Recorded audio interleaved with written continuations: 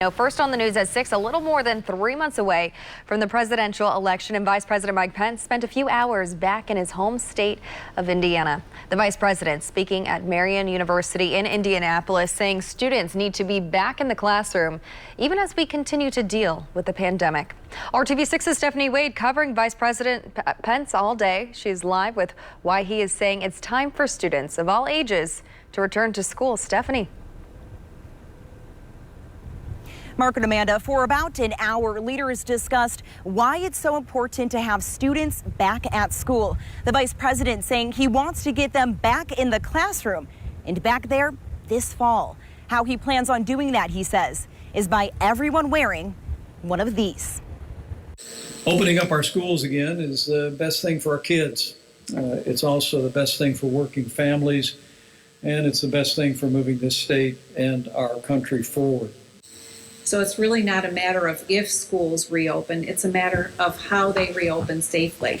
It was the same message from all of the higher education leaders participating in today's roundtable discussion at Marian University. Dr. Deborah Birx and Secretary of Education Betsy DeVos also making the trip from Washington, D.C.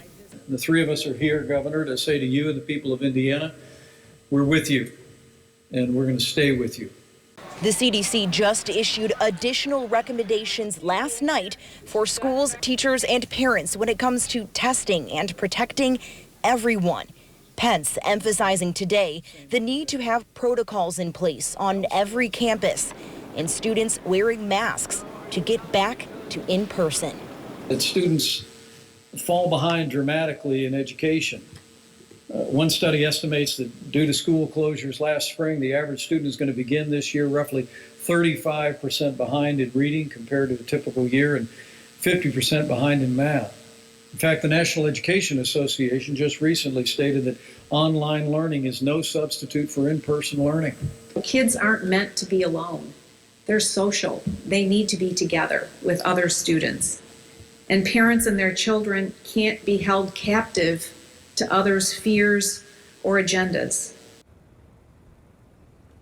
Now, to help schools safely reopen, Vice President Pence says they've already secured $30 billion in funding, half of which to go toward higher education, the other half for K through 12 schools.